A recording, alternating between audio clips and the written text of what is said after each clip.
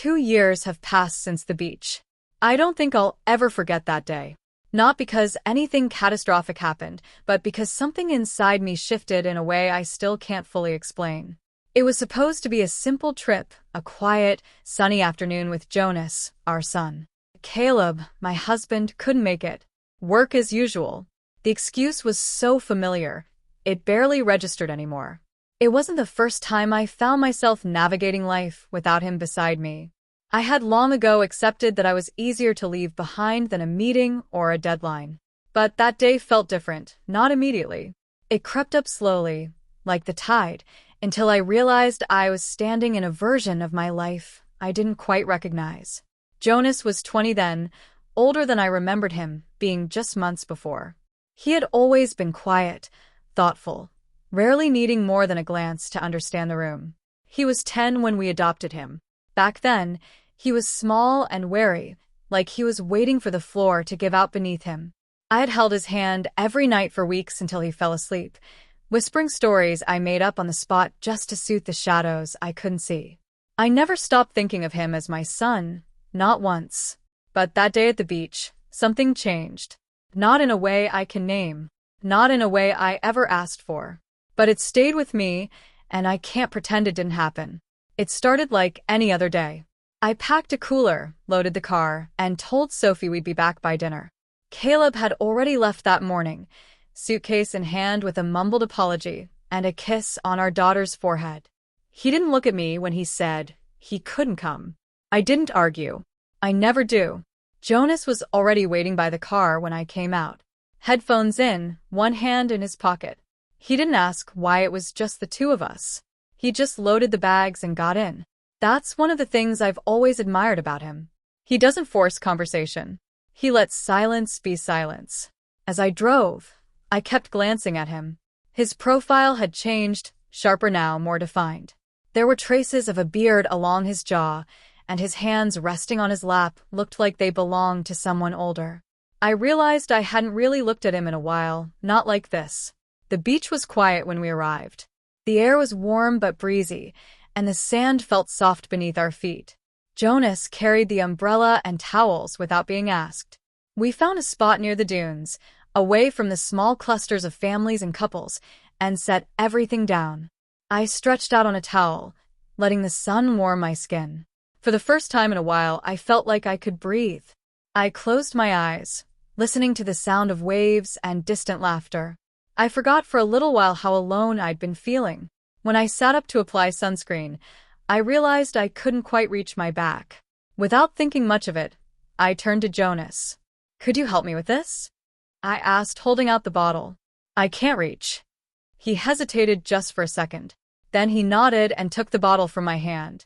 I lay back down, resting my cheek on my folded arms. His hands were careful, almost too gentle at first.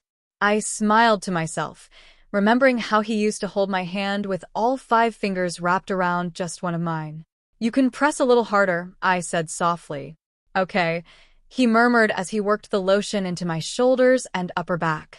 I felt a strange ache rise in my chest, not from the touch itself, but from how long it had been since anyone had touched me with care.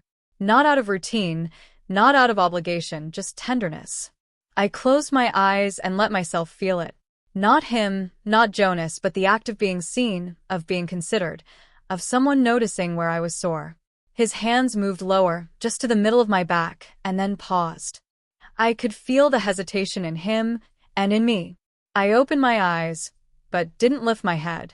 "It's okay," I said, voice barely above a whisper. "That's enough." He pulled his hands back. We didn't speak about it.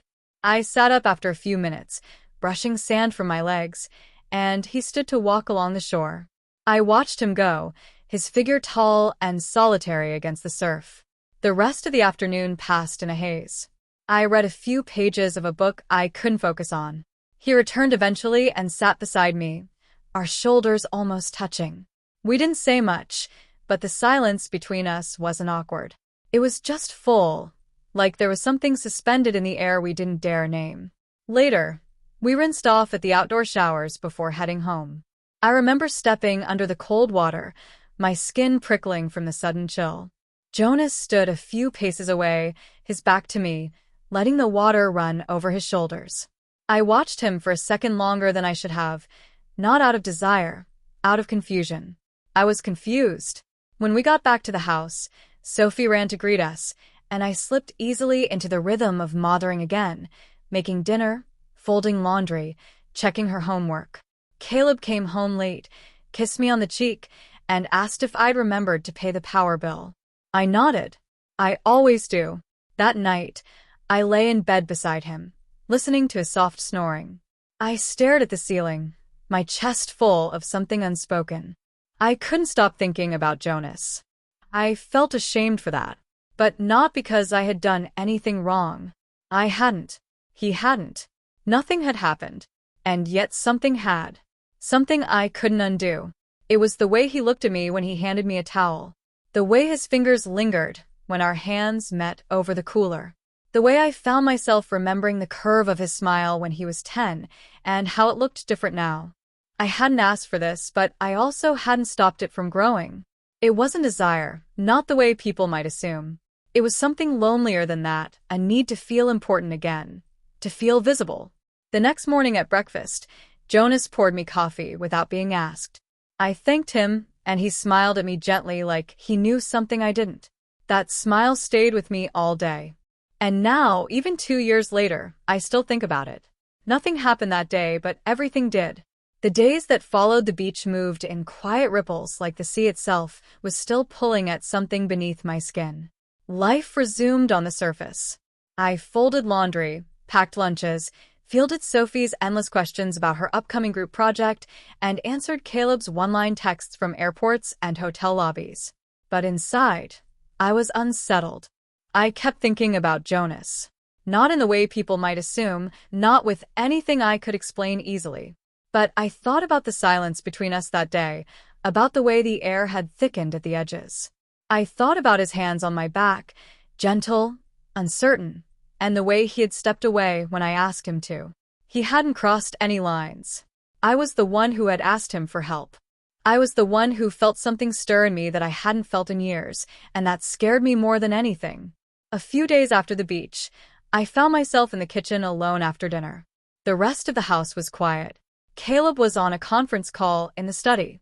Sophie had gone to bed early after complaining of a headache, and Jonas was somewhere. I assumed in his room. The dishes were mostly done, but I stood there anyway, a towel slung over my shoulder, running the same glass under warm water for longer than it needed. I heard footsteps behind me. "I can take those," Jonas said softly, appearing with 2 more plates in hand. I looked over my shoulder and nodded. "Thanks." He set them down beside the sink and stood there, not moving away. I dried my hands. "You don't have to help, you know." I wanted to. I turned to face him. He was closer than I expected, just a foot or 2 away, leaning casually against the counter, arms crossed. His hair was damp, like he'd just come from a shower. And he smelled faintly of soap and something I couldn't place, something warm and familiar. "About the beach," he began, then paused. I froze. "I didn't mean to make things weird," he said. "You didn't," I replied too quickly. "Weird isn't the word I'd use." He tilted his head. "What would you use?" I hesitated. "Complicated." He nodded slowly. "Yeah, that makes sense." We stood there for a moment in the soft hum of the kitchen, only the sound of the dishwasher filling the space between us. "I've been thinking about it," he said, his voice low. "I know." His eyes searched mine. "You've been avoiding me." I looked down, then back up. "I've been trying to understand what happened." "Did something happen?" I exhaled. "Not exactly, but also yes." He stepped a little closer. "I don't want to make you uncomfortable." "You don't," I said. And that was the truth. "It's not that." "Then what is it?" I didn't answer right away. "It's the way you look at me," I said softly. He blinked. "How do I look at you?" "Like you see something in me. I don't even see myself." Jonas's voice dropped. "That's because I do." I swallowed hard. I could feel that familiar ache rising in my chest again. The one that had nothing to do with desire and everything to do with being seen.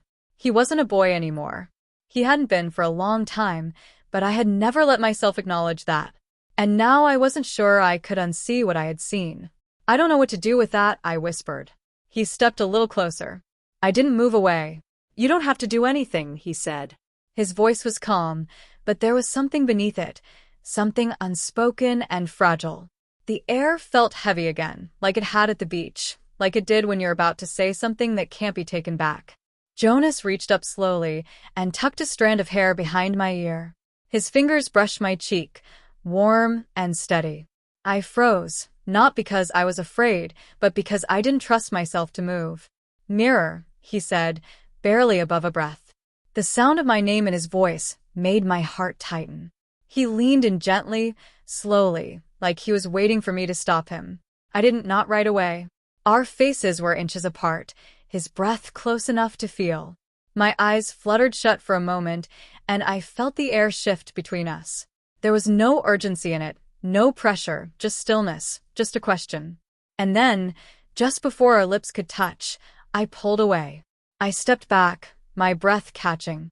I can't, I said, my voice rough. Jonas blinked, startled. I'm sorry. No, I interrupted quickly. Don't be. Please don't be. He looked down, then nodded. Okay, I need some air, I said. I turned before I could think twice and walked out through the back door barefoot into the yard.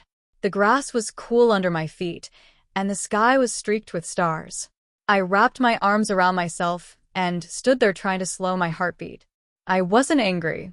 I wasn't ashamed, but I was scared.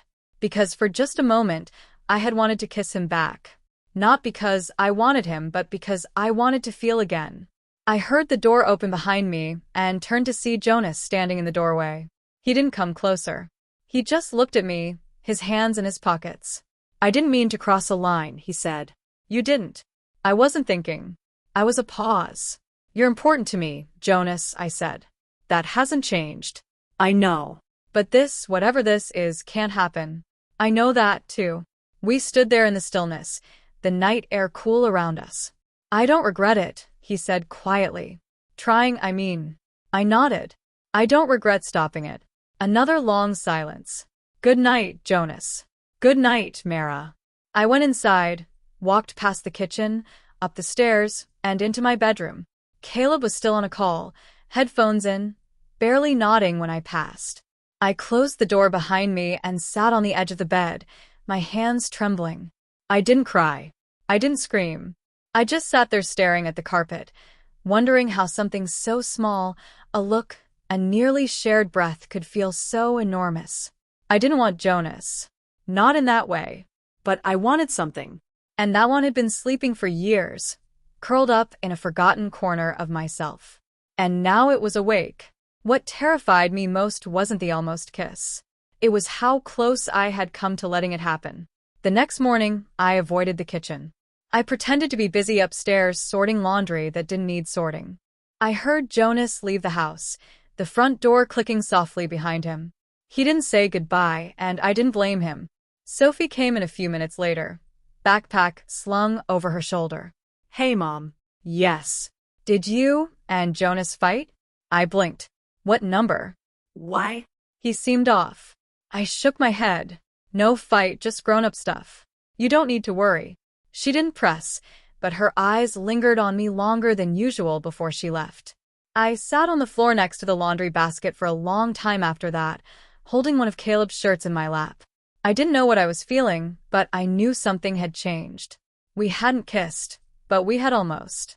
And sometimes the almost is louder than anything else. I avoided Jonas for 3 days. Not entirely, not obviously, but in the subtle ways that people who live under the same roof can still manage to orbit without colliding. I busied myself with Sophie's schoolwork, deep cleaned the laundry room, and took long walks around the neighborhood with headphones in. Though I rarely pressed play, he didn't push. He didn't try to talk to me about what had almost happened. He simply gave me space. And somehow that felt heavier than confrontation. It wasn't avoidance on his part. It was restraint. And that perhaps more than anything was what I couldn't stop thinking about. When someone wants you and chooses not to act on it, that's a different kind of intimacy. One that doesn't require touch. One that can undo you in silence. By the 4th day, I found him outside in the garden, kneeling in the soil with gloved hands, repotting some of the dying basil I kept forgetting to water. The sun was warm and the breeze was gentle, and for a moment, I just watched him from the kitchen window, calm, intent, focused. I don't know what made me go out there, but I did. He looked up when he heard the screen door creak. His expression didn't change, but I saw the way his shoulders stiffened slightly. Hey, I said. Hey, he replied, brushing his hands off on his jeans. You're saving the plants again. Someone has to, he said, half smiling. I stepped closer and knelt beside him. The earth smelled rich and damp, and I ran my fingers through the soil without really helping. I'm sorry, I said quietly. He didn't pretend not to know what I meant. You don't have to be. I do. I disappeared. You needed space. I needed to not feel what I was feeling, I said. He glanced at me, expression unreadable. And did it work? No, I answered honestly. We sat there in the dirt, side by side, not speaking. The sun warmed my back, and the breeze moved strands of hair across my face. I didn't brush them away. I keep thinking, I said, about how something can feel so wrong and still feel like the only thing that's ever made you feel alive. Jonas looked at me, then really looked. I think that's what scares me, too, he said. I pressed my palms to my knees and stared at her bed in front of us. You're my son, I said softly. I know you're not my blood, but I raised you. I held you when you had nightmares. I taught you to drive. I saw your first heartbreak. I know. And now I don't know where the boundaries are. Or maybe I do. And that's the part one can't live with. Jonas didn't respond. He sat with it. Let the silence expand without trying to fill it. I never wanted to make you question who you were to me, I added. You didn't, he said. I've always known you loved me. I just didn't expect to see you this way. Not like that. Not all at once. I looked at him, and for a second I saw the boy I had taken in. Quiet and watchful, afraid to ask for too much. But I also saw the man he had become. Gentle, steady, with eyes that held more than they said. I don't know how to carry this, I whispered. Then we carry it carefully, he said. I nodded, but the ache in my chest didn't ease. That night, Caleb came home earlier than usual. He brought takeout and a bottle of wine, clearly trying to make up for some absence he hadn't acknowledged. Sophie excitedly recounted her day at school, and Caleb half listened between checking his phone. I watched him from across the table, wondering when I had stopped being a person in his eyes. I had become a fixture, reliable, familiar, expected. I couldn't remember the last time he had touched me without it being perfunctory. A hand on the back, a kiss on the cheek, words like thanks and can you and don't forget, but not how are you, not I miss you, not I see you. Jonas sat beside Sophie, quietly helping her open her container of noodles. He caught my eye once, and in that glance, I felt more seen than I had in months of marriage. After dinner, after the dishes were cleared and Sophie had gone upstairs to finish homework, which was code for watching videos on her tablet, I sat in the living room alone, a blanket over my lap, staring at the flickering light of a muted television.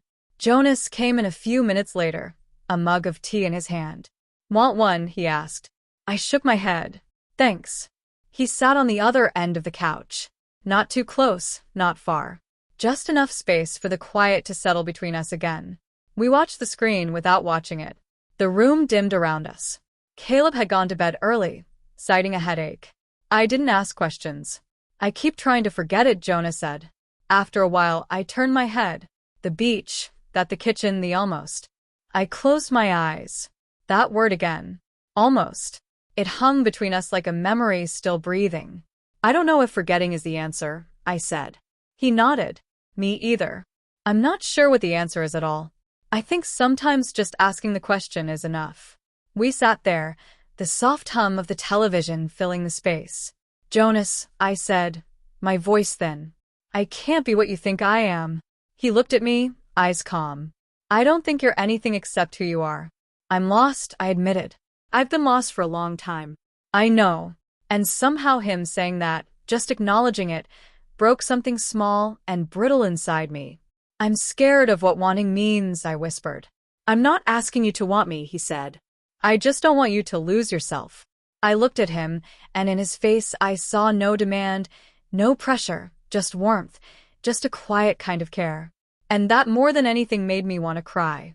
Later that night, I lay in bed beside Caleb, his back turned to me, his breathing deep and even. I stared at the ceiling and thought about the garden soil still under my nails, about Jonas's voice, about the way silence with him felt like something I could survive. I didn't want an affair. I didn't want to destroy my home, but I wanted to be wanted. I wanted to be seen. And I didn't know how to ask for that from the man who no longer noticed when I left the room. The next morning, Jonas was gone before I came down for breakfast. A note sat on the counter in his handwriting. Went for a run. Back soon. I stared at it for a long time. It wasn't dramatic. It wasn't emotional, but it made my chest ache anyway. Sophie came downstairs half an hour later, rubbing sleep from her eyes. Did Jonas leave already? She asked. He'll be back soon, I said. She nodded and opened the fridge. I like when he makes eggs. Me too. She turned to look at me. You're sad. I blinked. What? You look sad lately. I smiled, but it didn't reach my eyes. I'm okay, sweetheart. She didn't believe me, but she didn't press. And I sat there at the table, staring at the door, waiting for the sound of his footsteps. The morning sunlight filtered through the blinds in thin golden lines, striping the kitchen floor like a quiet warning. I stood barefoot by the sink, watching the steam rise from my mug of coffee. It was early, too early, but I hadn't slept much. Every time I closed my eyes, I saw Jonas's face. Not in any particular moment, but in fragments, a look, a breath, the space between us that had grown smaller and heavier. I heard the front door open, a soft creak that barely registered unless you were listening for it. He was back. I didn't turn around right away. I waited until I heard his footsteps in the hallway, until I felt that subtle shift in the air that happened whenever he was near. Hey, I said, barely above a whisper. Hey, he answered, setting his keys on the counter. Didn't mean to wake you. You didn't. I turned then. He looked flushed from the run, his hair damp with sweat, his shirt clinging slightly to his chest. He looked tired but peaceful. You've been running a lot lately? Helps me think. Have you figured anything out? He smiled faintly. Numberless like I'm drowning. I nodded. That's something. We stood there in the stillness of the kitchen, neither of us sure what to say next. There was so much that had gone unsaid lately, and yet even more that had been said too loudly in silence. Do you want coffee? I asked. He hesitated, then nodded. Yes, sure. I poured him a cup and slid it across the counter. His fingers brushed mine as he took it. I didn't pull away, and neither did he. It wasn't deliberate. It just lingered. I've been thinking, I said quietly, about us. Jonas looked at me, his eyes steady. And I don't think I'm confused anymore. He straightened slightly, but didn't speak. I know what I'm feeling, I said. I know what it is. And what is it? He asked, his voice low. It's not a crush. It's not infatuation. It's not some midlife unraveling. I paused, breathing carefully. It's loneliness. It's the kind that settles in your bones after years of being unnoticed. And suddenly, someone looks at you and sees every corner you forgot you had. Jonas stayed quiet, not backing away, not leaning in, just listening. I'm not in love with you, I said. But I feel closer to you than I have to anyone in a long time. I know, he replied. I feel it too. But we can't. I stopped, searching for the right words. We can't let that become something it isn't. He nodded slowly. I understand. I looked down at my hands. Do you? Yes, but that doesn't make it easier. No, I agreed. It doesn't. A silence drew out between us, long and full. Not awkward, not empty, just weighted with care. I'm going to talk to Caleb, I said suddenly. Jonas looked surprised. About everything? No, I said, not about you, about us, him and me. We've been pretending for too long that everything is fine, and I can't keep fading like this. I'm not angry. I'm not even resentful. I'm just tired of being invisible. Jonas took a slow sip of his coffee. What do you think he'll say? I don't know, I admitted. But it doesn't matter. I need to say it. He nodded. And for a moment, I saw something flicker in his eyes. Respect, maybe, or relief. I'm not trying to fix this by leaning into something I shouldn't, I said. You deserve more than that, and so do I. Jonas's voice was soft. I don't want to be your escape. You're not, I said. You're a mirror, and I'm finally starting to see myself again. He exhaled. That's a lot to carry. I've been carrying it for years. I just didn't know it. We stood in the kitchen a little longer, the morning light warming the silence. I think I'm going to visit my sister next week, I said. Take Sophie with me. Get out of the house for a few days. Jonas nodded. That sounds good. I need the distance, I added. Just to breathe. He looked at me closely. And after that, I met his eyes. I don't know, but I think that's okay. He didn't try to change my mind. He didn't ask for more. He just stood there sipping coffee and letting me exist as I was. And that in itself was something I hadn't felt in a long time. That evening, the sun dipped low behind the trees, casting long shadows across the living room. I sat with Sophie while she practiced her music theory homework, trying to focus, but my thoughts kept drifting to the conversation I hadn't yet had with Caleb. He came through the front door just after 7, briefcase in hand, his tie loosened around his neck. Hey, he said, setting his things down. Smells like pasta. Jonas cooked, I replied. Nice of him. He gave me a quick glance. Everything okay? I thought about saying yes, about nodding and pretending. Instead, I said, can we talk later? Caleb looked up at me, surprised. Sure. Yeah. Is something wrong? No, I said, just overdue. He nodded, uncertain. Okay. After dinner. After dinner.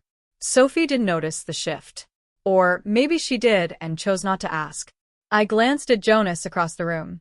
He didn't look at me, but I saw the stillness in his posture. The way he held the air around him like something fragile. After everyone had eaten and the dishes had been rinsed and Sophie had gone up to bed, I sat down across from Caleb in the den. I took a breath. I'm not happy, I said. His brow furrowed. What? I'm not angry. I'm not blaming, but I'm not happy. He leaned forward slowly. Where is this coming from? From years of pretending, I answered. I've been disappearing, and I don't think you've noticed. He looked stunned, but not defensive. I didn't know you felt that way. I know, I said. That's part of the problem. We talked for a long time. It wasn't dramatic. No yelling, no accusations, just a slow unraveling of what we had both allowed to fall silent. He asked if it was someone else. I said no, because it wasn't. Not in the way he meant. It wasn't about Jonas. It was about finding something in myself I thought had died. By the end of the conversation, I didn't have answers. Neither did he. But the air between us was different. Not better, not worse, just honest. Later that night, I stepped out onto the back porch. The stars were faint, but visible. The air was cool. Jonas was there sitting on the steps, a blanket around his shoulders. You heard? I figured. I sat beside him, careful not to touch. I told him the truth, I said. Good. We didn't speak for a while, and then he said, Are you leaving? Not yet, but things will change. He nodded. I don't regret any of this, I said quietly. Me either, but we can't go further. I know. The silence that followed was gentle. Not final, but full of the tension of things unsaid, things that might always remain unsaid. I don't know what we are, I whispered. Maybe we don't need to know, Jonas replied. Maybe it's enough that we care. I turned to look at him. His eyes met mine. We didn't move. We didn't kiss. But the space between us remained charged, alive with everything we couldn't say. And for now that was